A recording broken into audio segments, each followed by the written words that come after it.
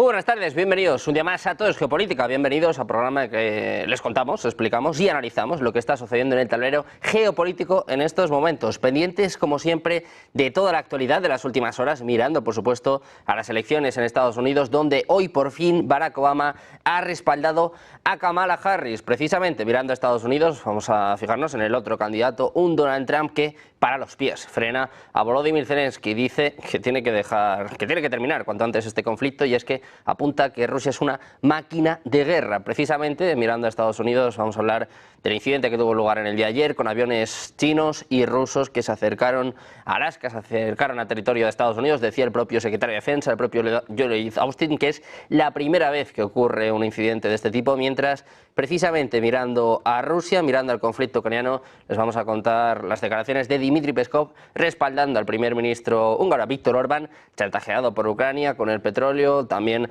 pues con condenas de todo tipo por parte de la Unión Europea, mientras que Peskov sale al paso, dice que bueno, es algo así como un alborotador para la Unión Europea únicamente por buscar la paz. Enseguida, como siempre, lo analizamos con los mejores expertos, pero antes miramos un poquito más a la actualidad. Empezamos hablando de Barack Obama. Como les contamos, hoy por fin ha salido al paso, ha respaldado a Kamala Harris como candidata para el Partido Demócrata, después de muchos dimes y diretes, después de que el propio Barack Obama lanzara un comunicado en el que no respaldaba explícitamente a Kamala Harris. Hoy por fin en las redes sociales ha dado el paso, desde luego respaldado precisamente a la propia Kamala Harris. Esto significa que la vicepresidenta se ha ganado el apoyo de todas las figuras del alto perfil político del partido para su candidatura a la Casa Blanca. El expresidente no había dado su apoyo inmediatamente después de la decisión de Biden de retirarse de la campaña, y en un principio se creía que estaba a favor de una contienda abierta en la Convención Nacional Demócrata que se va a celebrar en el mes de agosto en Chicago. Tanto Obama como su esposa Michelle aparecen en una llamada telefónica con Harris que fue filmada y difundida por la campaña de la vicepresidenta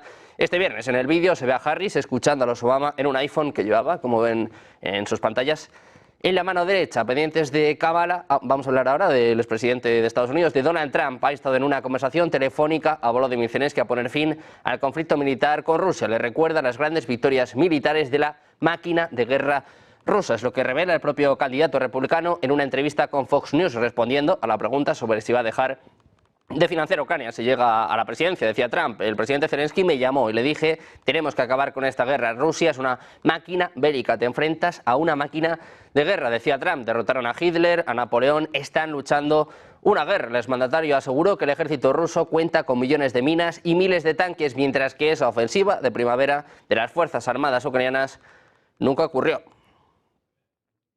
También hablamos del secretario de Defensa de Estados Unidos, Lloyd Austin, que ha asegurado que es la primera vez que ven a China y Rusia volar de esa manera, en referencia a las patrullas conjuntas con bombarderos nucleares cerca del estado estadounidense de Alaska, en la zona norte del Océano Pacífico. Decía Austin: en cuanto a los aviones rusos y chinos que volaron juntos en el norte, no fue una sorpresa para nosotros. Seguimos de cerca estos aviones, los rastreamos y los interceptamos, lo que demuestra que las fuerzas están preparadas todo el tiempo y que tenemos muy buenas capacidades de vigilancia. Decía Austin que es la primera vez que ven a estos dos países volar juntos de esta manera. Así se expresaba en una rueda de prensa. Además, ha recordado que lo siguieron muy de cerca y que serán capaces de volver a interceptarlos y vuelven a realizar acciones similares. Advertía Austin de que no entraron en su espacio aéreo, pero cree que el punto de aproximación más cercano fue a unas 220 millas de nuestra costa. Y también hablamos del portavoz del Kremlin, Dmitry Peskov, ha declarado este viernes durante un acto que el primer ministro húngaro, Viktor Orbán, se convirtió en un alborotador a los ojos de la Unión Europea, aunque nunca dijo que estaba apoyando a Rusia. Decía Peskov, que él dijo más de una vez que no apoya a Rusia, pero decidió pues algo que para Peskov es bastante lógico. Decía: escuche, todos estamos hablando de un arreglo, entendamos las posiciones de todas las partes. Así defendía su visita a Moscú, que muchos funcionarios de la Unión Europea han condenado. El Kremlin afirmó que no tiene sentido que el bloque se burle de él por viajar a Rusia, ya que también viajó a Ucrania y a China. Muchos temas que analizar durante los próximos minutos, durante la próxima hora. El foco puesto en Estados Unidos, Donald Trump parando los pies a Zelensky, también por supuesto pendientes del conflicto ucraniano. Vamos a analizar ya todas estas cuestiones de la mano de los mejores expertos. Tenemos a Ezequiel Vistoletti, doctor en ciencia política, profesor de Relaciones Internacionales en Alemania. ¿Qué tal, Ezequiel? Muy buenas tardes. Hola Sergio, ¿qué tal? Un placer acompañarlos. Igualmente, tenemos también a Francisco Javier Martínez López, analista internacional de geopolítica y geoeconomía. ¿Qué tal? Muy buenas. Francisco, buenas tardes. Compartir con vosotros, un placer. Igualmente. Y por último presentamos a Antonio Alonso Marcos, profesor de Relaciones Internacionales de la Universidad CEU San Pablo. ¿Qué tal, Antonio? Muy buenas. Buenas tardes. Muy buenas tardes, Sergio. Buenas tardes a los contertulios y a quienes nos ven o nos escuchan. Un placer teneros a los tres por aquí, pendientes ya de Estados Unidos. Antonio, como decía, después de muchos dimes y diretes, después de dudas incluso, caos en el Partido Demócrata, hoy por fin Barack Obama ha respaldado a Kamala Harris. Parecía que había dudas que ya empiezan a disiparse, ¿no?, con la candidata demócrata, aunque todavía no es oficial.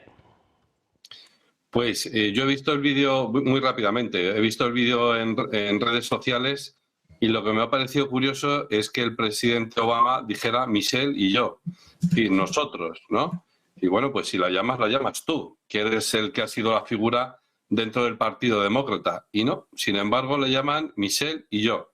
Y esto es indicativo de algo, y es que, bueno, yo ya he dicho en muchas ocasiones que a Trump no le van a dejar ganar las elecciones, pero en caso de que las pierda, en que las pierda Kamala Harris, quiero decir, bueno, pues eso será un trampolín para la próxima candidata a presidenta de Estados Unidos, que no será otra más que Michelle Obama, ¿no? Es decir, ¿qué sentido tiene que reciba hoy una llamada a Kamala Harris de respaldo de parte de Michelle y de Barack Obama, cuando Michelle, hasta donde yo sé, ni ha sido gobernadora, ni senadora, ni diputada, nada, cero, nada de representante, no, ni la única figura política que ha ostentado ha sido la de First Lady y ya está. Y entonces, pues bueno, pues lo que me ha parecido curioso, más que Kamala Harris reciba el respaldo de Obama, es que ha recibido el respaldo de los Obama, ¿eh? Y esto es muy indicativo de, digamos, quién tiene el poder real dentro del partido. Bueno, pues un partido demócrata que todavía tiene que esperar a la Convención Nacional, pero que parece, como decíamos, Francisco, que disipa un poco las dudas, ¿no? Aunque todavía algunas encuestas incluso ya apuntan a que están parejos, tanto Kamala como Donald Trump, todavía queda mucho por recorrer, ¿no? Parece complicado de momento, ¿no?, que Kamala pueda batir a Donald Trump. ¿Cómo es la situación en las elecciones en Estados Unidos, Francisco?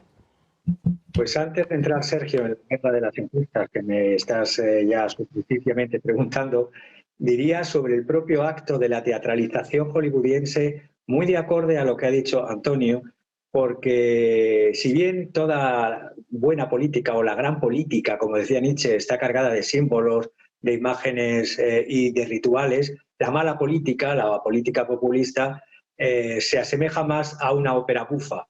Entonces, esto ha sido, que haya sido filmado, difundido, he estado analizándolo como un cirujano analiza cuando abre un cuerpo. Y las palabras primero de Michelle Obama diciendo no puedo tener esta llamada sin decirle a mí, Kamala, estoy orgullosa de ti, esto va a ser histórico, puede ser histórico en lo bueno o en lo malo, demuestra paternalismo chirriante y una tutela propia de una maestra a su pupila, no de una First Lady que no ha tenido cargo político a una candidatable política.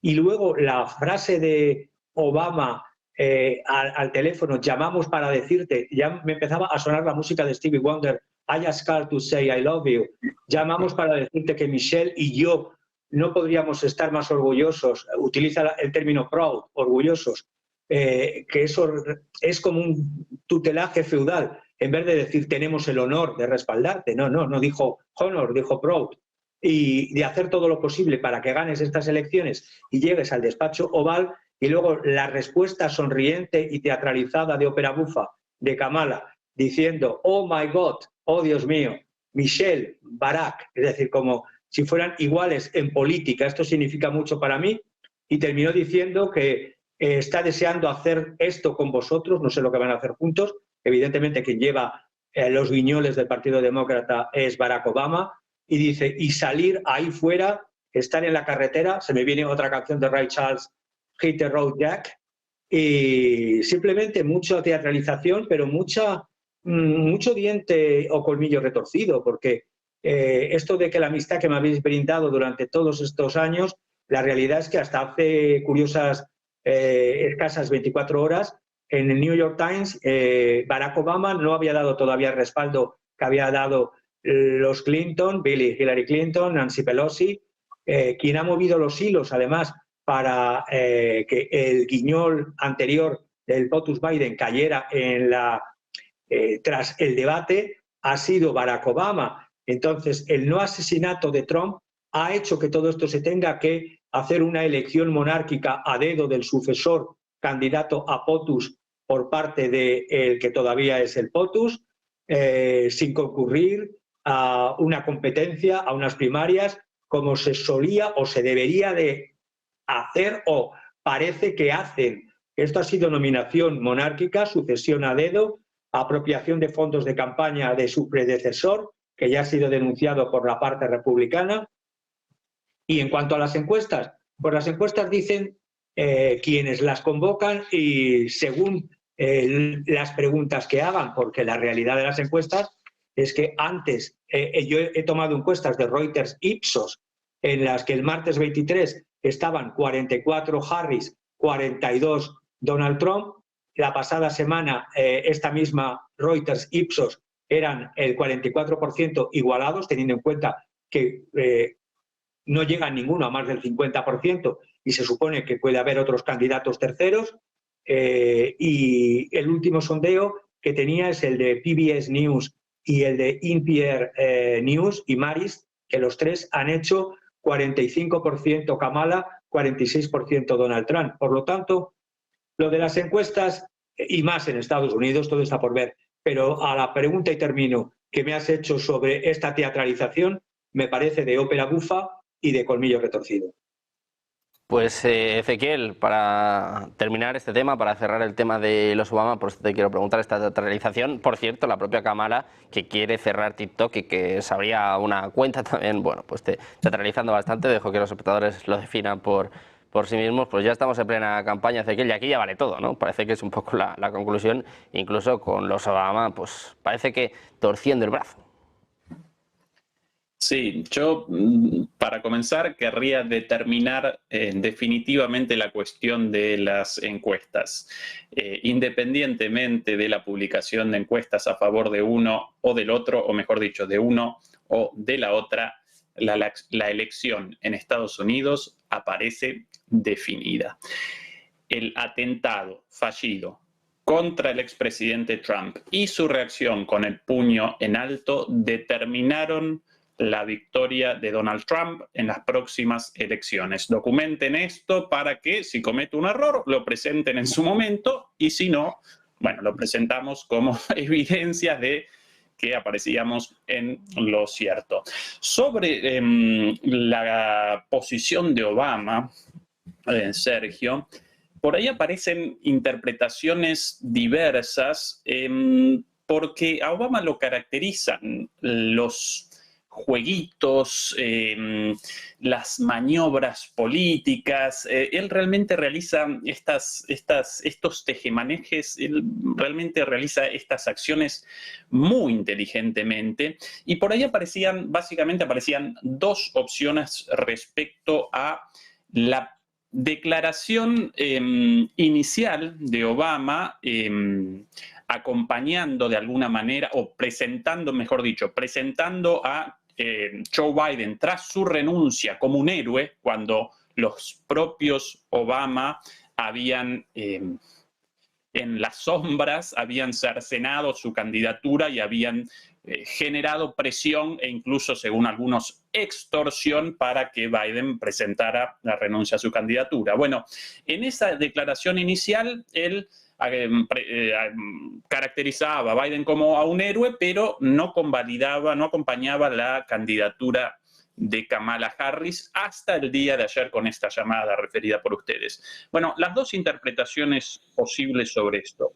Por un lado, la búsqueda de una candidatura de Michelle Obama, esa es una de las posibilidades, por eso lo comenzaba así Antonio, aunque quizás ahora esa posibilidad parece menos probable que hace unos días. Y la segunda posibilidad más bien responde al cálculo político y a un juego político pensado por Obama para que la candidata promovida por los Obama, porque recuerden que hasta hace poco, más allá de las declaraciones de la boca para afuera, básicamente los Obama querían el fin de la candidatura de Biden, mientras que los Clinton no. Los Clinton hasta el último momento la rechazaban. Y recuerden también que Kamala Harris no responde a los Clinton, sino que responde a los Obama, ¿sí? En estas disputas internas entre las dinastías dentro del Partido Demócrata.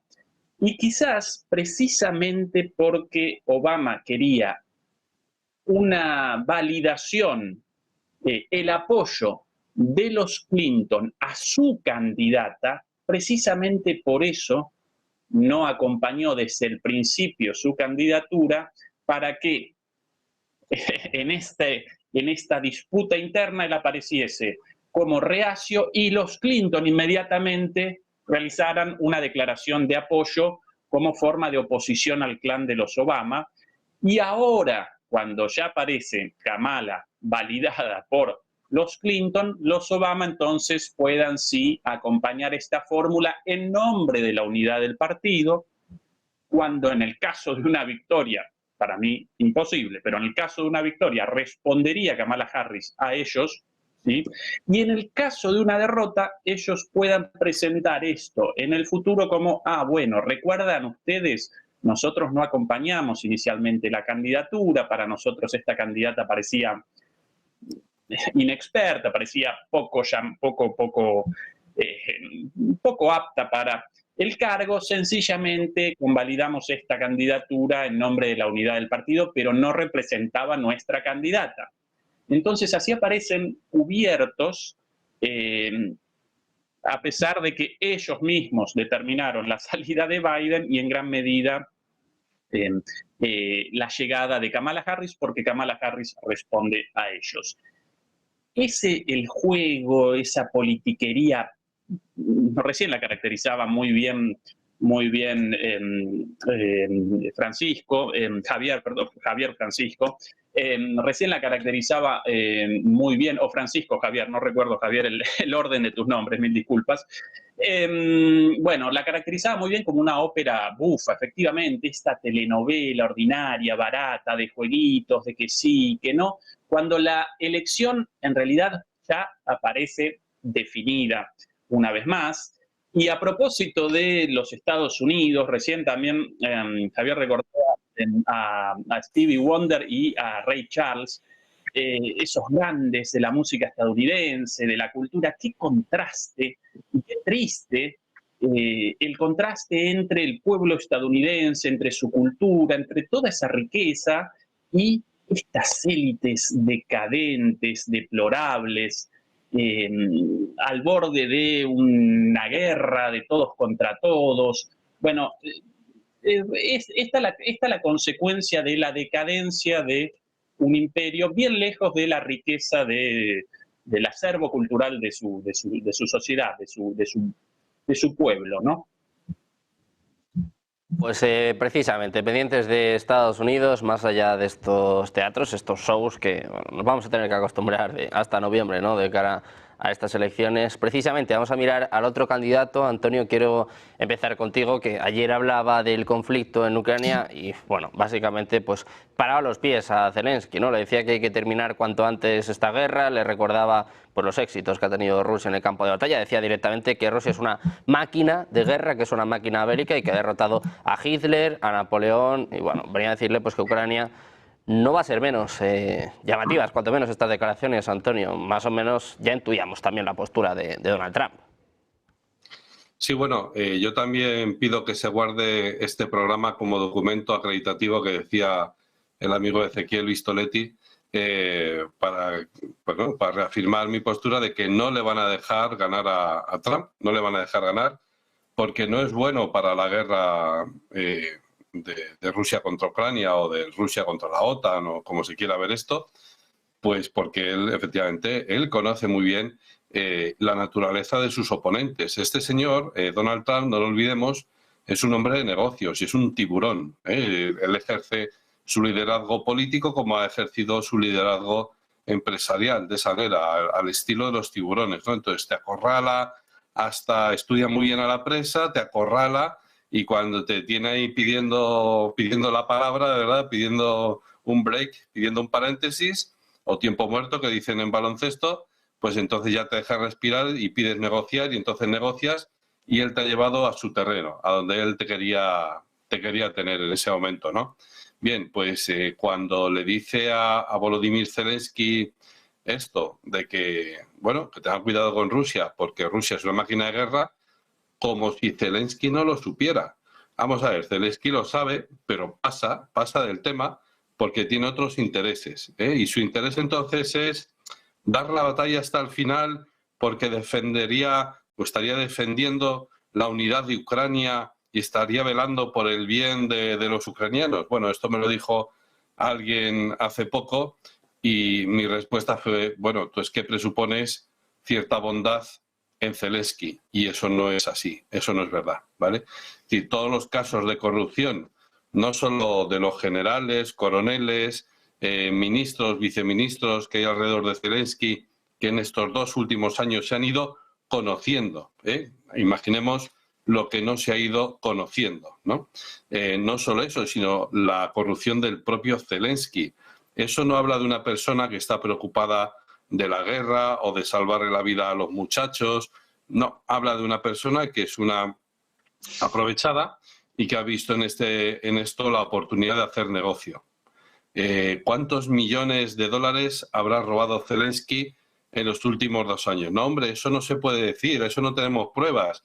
Eso es seguir el argumentario de la narrativa rusoniana o rusista o yo qué sé, o putiniana. Bueno, pues lo que ustedes quieran, pero basta indagar un poquito y se verán cómo afloran esos casos en los que la familia Zelensky, el amigo Volodymyr Zelensky y la amiga y su señora esposa se han gastado una buena millonada en caprichos de ricos, ¿eh? Que si un Bugatti, que si un collar, que si una mansión en Londres, y por lo que sea, gracias a Dios, como eso lo han comprado en países occidentales, pues todavía eso puede salir a la prensa y ha salido. De tal manera que ya digo, cuando han hablado por teléfono Donald Trump y Zelensky, Trump ha firmado su sentencia de muerte en el sentido de que le ha dejado bien claro de que pues esa no es su guerra, esa no es su guerra y que por lo tanto habría que pararla, cosa que está en el interés contrario de Zelensky. No, hombre, Zelensky esta semana le ha dicho a Pietro Parolin, el secretario de Estado del Vaticano, el enviado por parte del Papa Francisco, que quiere parar la guerra. Y entonces Kuleva también ha ido a China y le ha dicho a Wang Li, al ministro de Exteriores chino, que quiere parar la guerra. Bueno, no me carcajeo porque quedaría muy mal para el sonido de Negocios TV, pero pongan aquí delante un bocadillo saliendo de mi boca diciendo ja, ja, ja, un gran ja.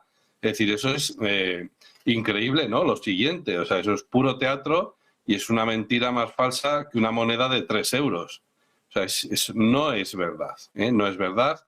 Los deseos de paz de Zelensky no son sinceros, no existen, pongan ustedes lo que quieran, pero no es verdad, no es verdad. Zelensky no quiere la paz, porque para Zelensky la guerra es un negocio y él, cuanto más adelante siga el negocio, más dinero para su cuenta. 200.000 millones, aparte de los 60.000 que los últimos que les ha prometido Biden.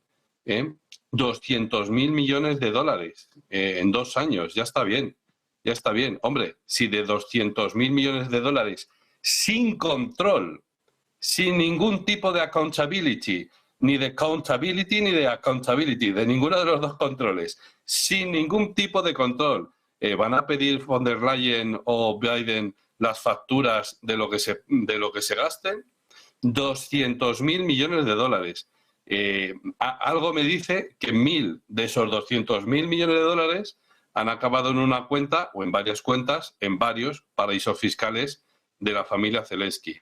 ¿Eso es una conspiración, perdón, una idea mía? Pues sí, venga, es una idea mía.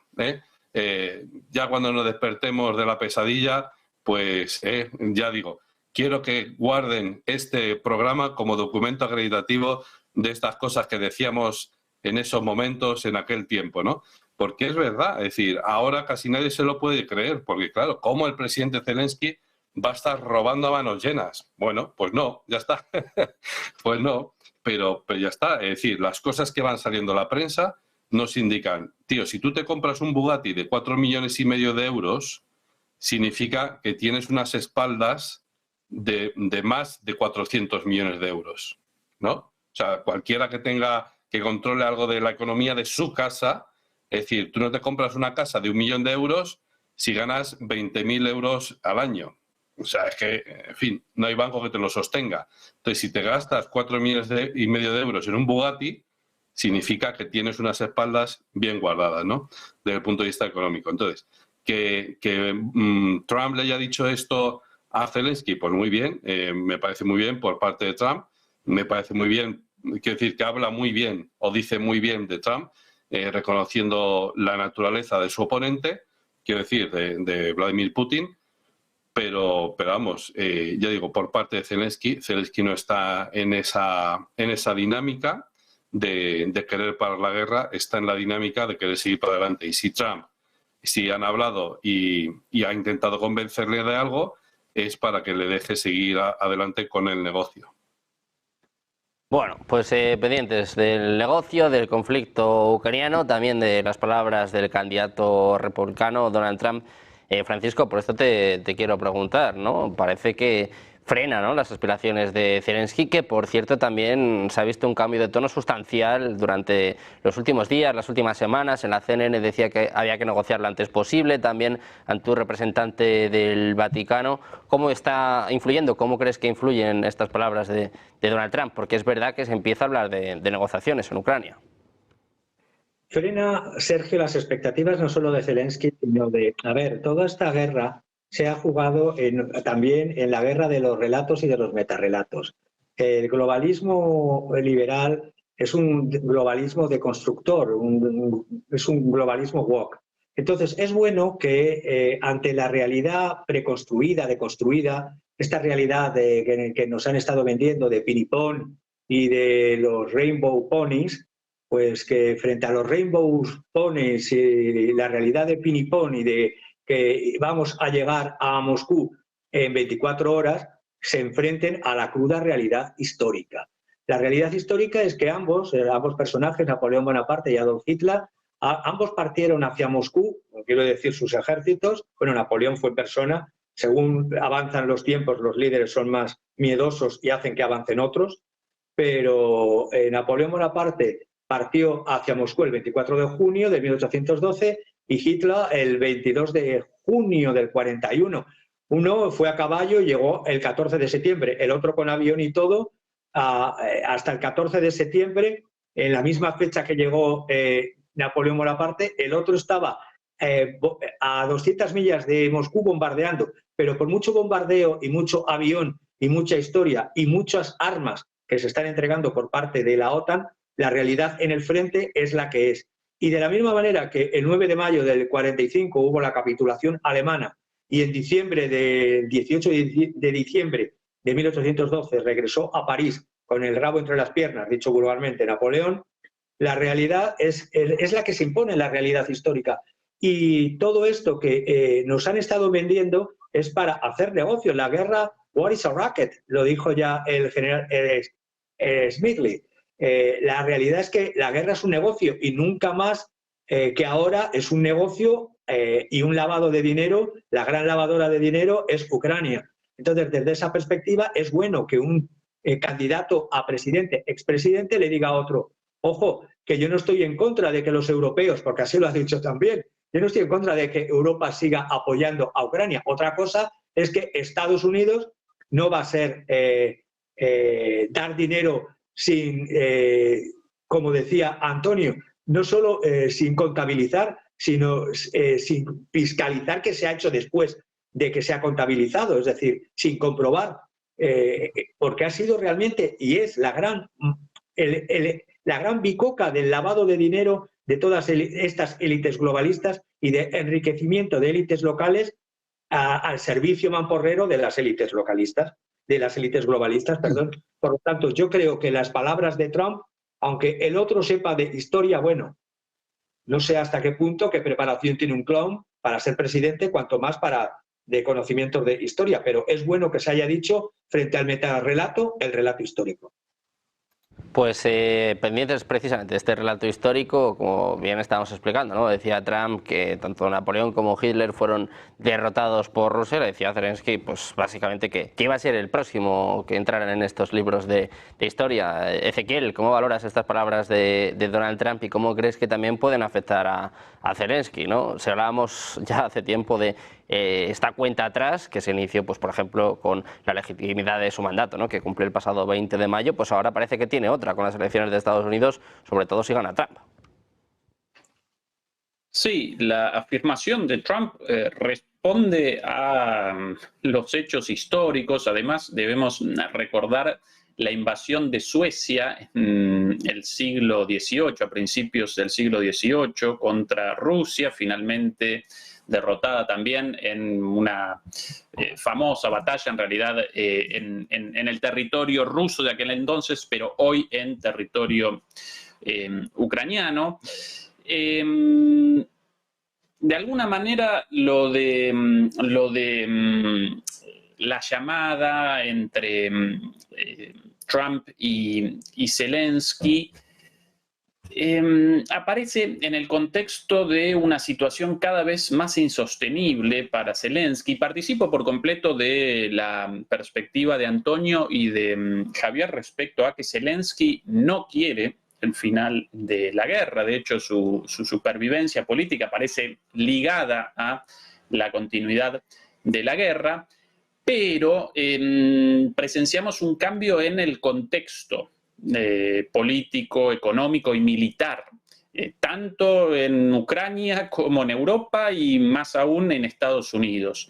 Desde el inicio, esta guerra en Ucrania podía presentar tres posibles soluciones: o bien un acuerdo casi logrado en el inicio, a los pocos meses de la guerra, pero bueno, esa posibilidad desapareció.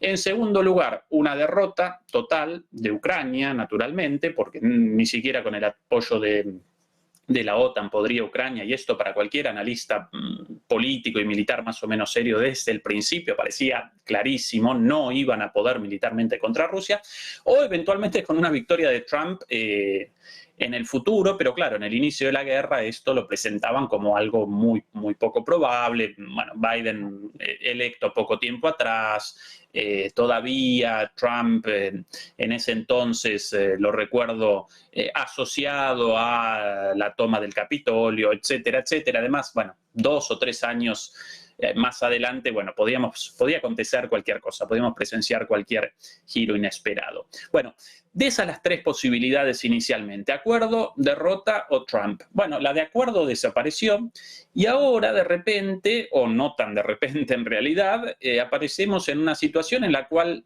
para mí la victoria de Trump aparece inminente, por lo menos si realizan elecciones en el marco de la democracia. Si no, acompaño las palabras de Antonio: si lo despachan de un tiro antes, evidentemente no va a poder comenzar la presidencia. Ahí acompaño la preocupación de Antonio, y esto no representa una exageración, porque quisieron despacharlo de un tiro hace 2 semanas, así que nada loca esta elucubración. Pero bueno, por un lado, Trump en ascenso, y por otro lado, militarmente, en estas últimas semanas, casi el último mes, a pesar del silencio cómplice de los medios occidentales, Rusia está realizando avances importantísimos en el territorio, día tras día.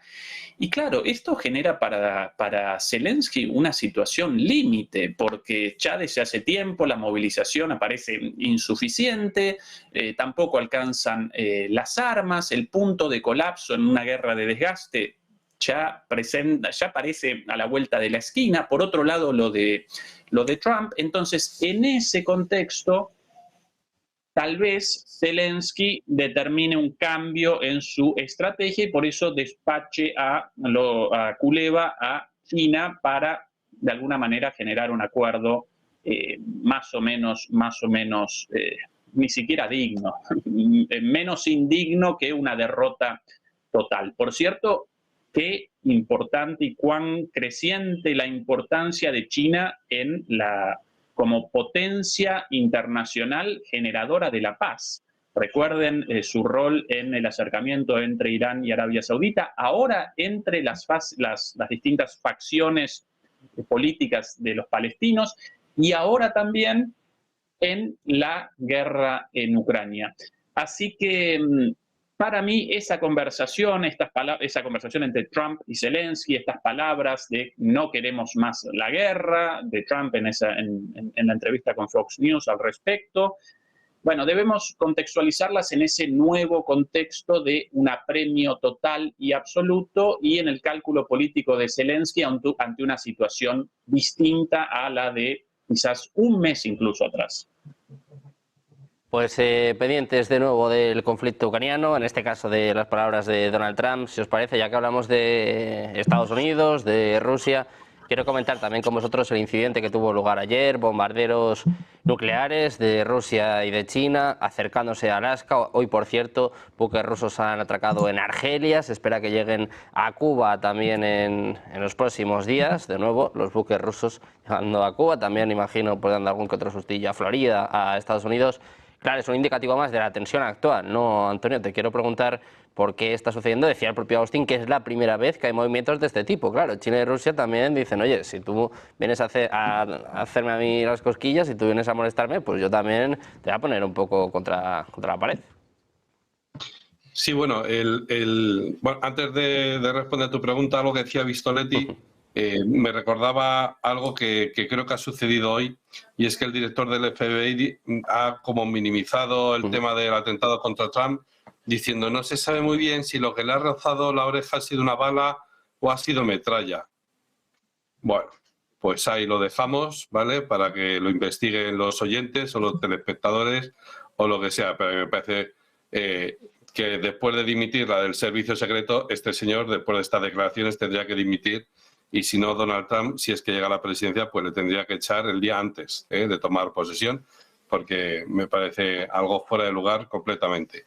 Y respondiendo a tu pregunta, efectivamente, se trata de un episodio más de la reciente historia en la que nos tenemos que dar cuenta de que Estados Unidos ya no es el hegemón del mundo.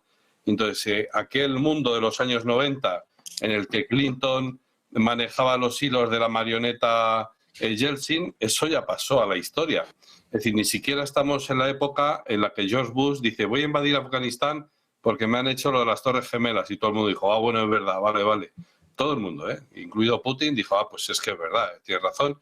Pero ya cuando llega el año 2003 y dice Bush, bueno, y ahora voy a invadir Irak. Ahí ya China se cayó, no dijo nada, pero Putin dijo, no me suena, no lo veo claro, ¿no? Y a partir de ese momento, digamos, el mundo empieza a fracturarse, ¿no? A partir del año 2003, 2004.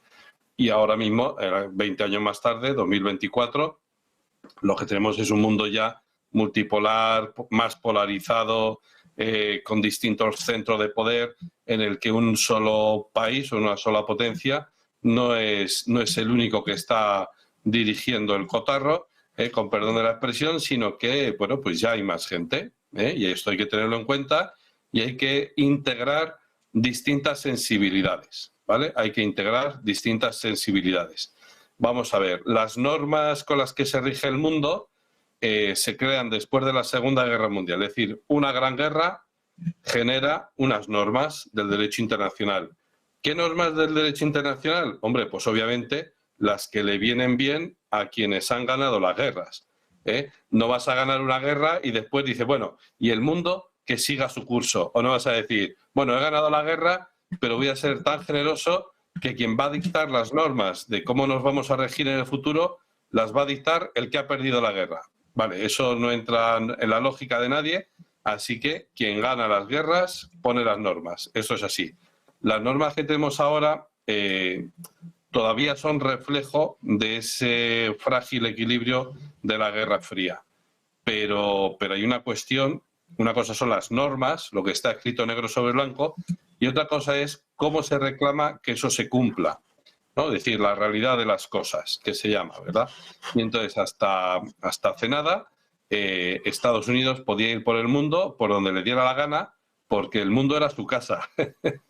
No como dicen Estados Unidos, mi casa es mi castillo. Bueno, pues eso, ¿no? Es decir, Estados Unidos se sentía como en casa en cualquier parte del mundo, ¿no? Así como tengo un amigo que ahora en el Mundial de Fútbol decía esto de, dice, bueno, pues es que vamos a jugar España y Alemania. Dice, vale, ¿contra quién? Claro, porque es nuestra casa, ¿no? O España e Italia, de acuerdo, ¿y contra quién? Porque el Reino de Sicilia también es nuestro, ¿no? Igual, España e Inglaterra, ¿vale? ¿Contra quién? Porque sabéis que Felipe II también fue rey de Inglaterra y de Irlanda durante una temporada, rey consorte. Bien, la cuestión es esa, que los americanos se sienten como en casa en todo el mundo y nadie les puede toser hasta que empiezan a aparecer, y esto es muy importante, no China sola, sino que además va acompañada de Rusia.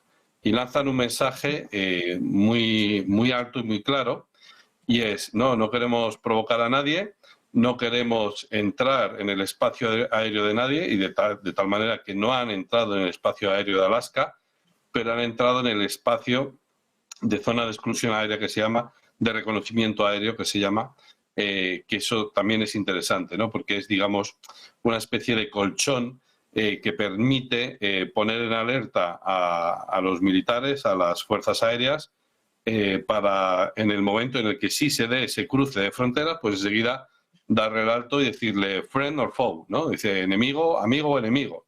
Y entonces, pues si no responde, pues se lo cargan en el aire y punto, y si responde, pues dice, bueno, pues media vuelta, que usted no tiene permiso para estar en esta finca, ¿no? Para estar ocupando o atravesando este espacio aéreo. De tal manera que efectivamente no han violado ni Rusia y China en esta última maniobra, no han violado ninguna norma del derecho internacional, es decir, lo que está escrito negro sobre blanco, no han violado ninguna norma. Lo que nos parece chocante es por esto, porque primero se han atrevido a ir hasta allí, a merodear por allí, y segundo, lo han hecho juntos. Insisto, esto es todo un mensaje, para el que lo quiera escuchar, es todo un mensaje. Dice, bueno, hasta ahora las normas las habéis puesto vosotros y os hemos tenido que seguir el juego, pero China ya lleva 5, 6, 7 años levantando la mano y diciendo, no, cuidado, que os estáis confundiendo, que esto ya no es lo que era hace 20 años, esto ya es un nuevo escenario. Y a partir de ahora las normas, pues bueno, seguirán siendo las que sean, pero la realidad internacional la voy a empezar a marcar yo. Y Xi Jinping, y esto es algo a lo que no se le da cobertura, pero Xi Jinping en los últimos 2-3 años ha aprobado una serie de documentos muy interesantes, estratégicos, globales. De tal manera que hay que leérselos con detenimiento y ver cuál es su intención, pero está inaugurando todo un nuevo lenguaje, todo un nuevo vocabulario de armonía, paz, entendimiento, mutuo respeto, no sé qué. Y bueno, habrá que ver cómo eclosiona todo eso y qué frutos da. Pero el tema es eso, que se está dando a luz a un nuevo mundo en el que Europa va de capa caída, que ya ni aparece. La única potencia europea que aparece es Rusia, con lo cual pues las potencias de la Unión Europea ya no estamos. Y Estados Unidos, pues bueno, está intentando resistir. Esta es la fotografía, yo creo que no es otra. Pues Francisco, también te quiero preguntar por esto, cómo es la fotografía y sobre todo lo que decía Antonio, ¿no? El mensaje que han mandado Rusia y China patrullando juntos con bombarderos nucleares, sí, es verdad que no han violado el espacio aéreo de Alaska, pero sí que se han acercado, ¿no? Le han dicho, oye, nosotros podemos llegar hasta aquí, cuidado con lo que haces, ¿no? Algo así, digo yo, que es el mensaje. Pues sí, Sergio, esta primera patrulla conjunta sobre el Océano Pacífico Norte y en el Mar de Bering, sí, cerca de la costa de Alaska, pero en aguas internacionales. No ha habido ninguna violación. Desde el 2019, los dos países han llevado a cabo varias patrullas conjuntas durante todos estos años. La diferencia de lo de este miércoles es que por primera vez se reúnen bombarderos de ambos países en esta zona. Es decir, portamisiles estratégicos rusos Tupolev o Tu-95 y bombarderos estratégicos Xi'an H-6. esto es lo que les ha puesto más nerviosos en el espacio aéreo internacional, por mucho que diga el Comando de Defensa Aeroespacial de América del Norte, NORAD, y el NORTHCOM, que ellos han interceptado. No han interceptado en aguas internacionales, no tienen que interceptar a nadie.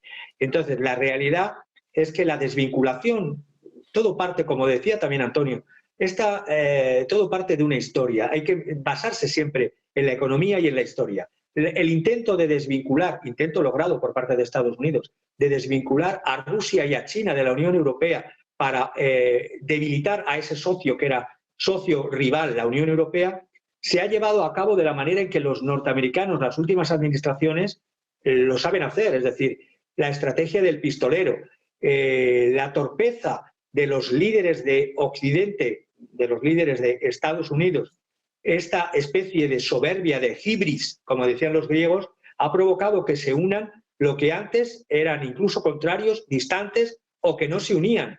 Es decir, estamos viendo como China, Rusia, Corea del Norte, Irán y el sur global, encabezado por India, Brasil, están todos al unísono, en una misma sintonía, en esa nueva filosofía que está promocionando China, como bien ha dicho Antonio, esa filosofía basada en un confucianismo, neoconfucianismo y, si me permites, un kantismo a la China, y con un peso muy específico también de Rusia como la única potencia europea que, por desgracia, han hecho que se desvincule de Europa. Por lo tanto, Occidente, las élites globalistas de Occidente han provocado, repito, con su torpeza, con su soberbia y con su actuar a lo pistolero, esta situación. Bueno, pues una situación que se sigue enquistando y que, bueno, pues en este caso está haciendo, como bien estáis explicando, ¿no? Que Rusia y China estén cada vez más unidas, Estados Unidos cada vez más discutido, ya no solo pues por estos ejercicios, también, por ejemplo, por los BRICS, ¿no? Contábamos antes cómo están haciendo mella también, por ejemplo, en la Reserva Federal. Ezequiel, te quiero preguntar por estos ejercicios. ¿Cómo se lo va a tomar Estados Unidos? Y si crees también que va a volver a suceder. Decía el propio Austin que es la primera vez que había un ejercicio de este tipo, pero claro, Rusia y China parece que también están poniendo las cartas ya sobre la mesa. Y reaccionarán como pueden reaccionar, soportando esto por un cambio en las relaciones de poder, por un cambio del poder relativo de Estados Unidos. Cuando Trump fanfarronea con que Rusia no comenzó guerras durante su mandato, Putin no realizó invasiones a otros países, China tampoco, Irán tampoco, y presenta eso como justificación para su futura política de, si no aislacionismo, por lo menos de un fin del rol de Estados Unidos como gendarme mundial y de alguna manera un repliegue hacia su interior, hacia sus gravísimos problemas internos. Bueno, en realidad presenta como fortaleza lo que responde a la debilidad relativa de los Estados Unidos, porque aún presenta un poderío enorme, pero el hecho de que deba abandonar Ucrania antes de una derrota total, el hecho de que aparezca empantanado en su apoyo a Israel en Medio Oriente, el hecho de su retroceso en África, junto a Francia en este caso, y los problemas, o por lo menos la resistencia en Asia, en el eje Asia-Pacífico, hacia su intento de avanzada en la contención de China, bueno, todo eso responde a su creciente debilidad relativa y por eso la decisión de Trump de una política distinta a la actual por los intereses de Estados Unidos, en mi opinión, una política inteligente considerando esta situación. Así que sí, las potencias emergentes, Rusia y China, realizan ejercicios conjuntos, los cuales ya fueron realizados en muchas oportunidades, cierto la diferencia en este caso de lo relativo a los bombarderos estratégicos y demás, pero deberá, sí, contemporizar, por llamarlo de una manera gentil, si no va a poder otra cosa y deberá establecer relaciones de ese otro punto y deberá reactivar lo que durante mucho tiempo Estados Unidos pudo, como cualquier potencia más o menos estable, deberá establecer o restablecer relaciones diplomáticas con las otras potencias. Increíblemente, Estados Unidos abandonó la diplomacia en el marco de la soberbia de la unipolaridad, determinaron que podían, donde querían, generaban un cambio de régimen, como lo llaman ellos, en un hermoso eufemismo relativo a los golpes de Estado, o directamente por la fuerza, ¿no? Con las guerras, o cuando no una revolución de colores, etcétera, etcétera. Bueno, ya no pueden eso. Que reactiven la diplomacia como pudieron durante mucho tiempo, con muy buenos diplomáticos a lo largo de la Guerra Fría y en muchos casos con mejores resultados que la terrible situación actual, no solamente terrible para Ucrania, para Europa, sino también mala para Estados Unidos al borde de una guerra civil. Así que o contemporizan o contemporizan. Pues pendientes precisamente de estos incidentes. Antes de terminar, Antonio, quiero preguntarte por otros. Hablaba en las últimas horas de un ataque masivo de Rusia que tuvo lugar en el día de ayer en la frontera entre Ucrania y Rumanía y de hecho decían que se encontraron restos de drones rusos en Rumanía, que claro, es territorio de la OTAN. Por eso también te quiero preguntar, ¿no? Llevan mucho tiempo hablando de un fallo, de un error de cálculo, pues puede ser un ejemplo perfecto, ¿no? Bueno, la verdad es que ya cuando hubo este ataque, vamos a llamarlo así, con misiles rusos en Polonia, que luego al día siguiente o desde el mismo día ya el mismo Estados Unidos dijo, oye, no, hay que investigar esto mejor porque no son misiles rusos, son misiles ucranianos. Desde ese momento ya se empezó a hablar de cómo la OTAN debería responder en caso de que esto sucediera. Entonces, digamos que se dejó bastante claro que depende, ¿no? Depende del tipo de ataque, depende de cómo fuera eso, depende del tipo de incursión, depende de muchas cosas. Sobre todo teniendo en cuenta que con armamento OTAN se está atacando Belgorod, ¿vale? Entonces, esto hay que tenerlo también en cuenta, ¿no? Entonces, la cuestión no es tanto si al final hay muestras o restos, perdón, de drones rusos en territorio de Rumanía, sino al final pues cuál es el daño que ha causado, etcétera, etcétera. Y luego, por otra parte, pues estaría bien bonito que se respondiera con muchísima contundencia la existencia o el hallazgo de restos de drones rusos en territorio rumano y, sin embargo, se respondiera con silencio al cierre del oleoducto por parte de Ucrania contra dos países miembros de la Unión Europea y de la OTAN, ¿no? En fin, esto, el oleoducto que surte de petróleo, de crudo ruso a Hungría y a Eslovaquia, si no recuerdo mal, ¿no?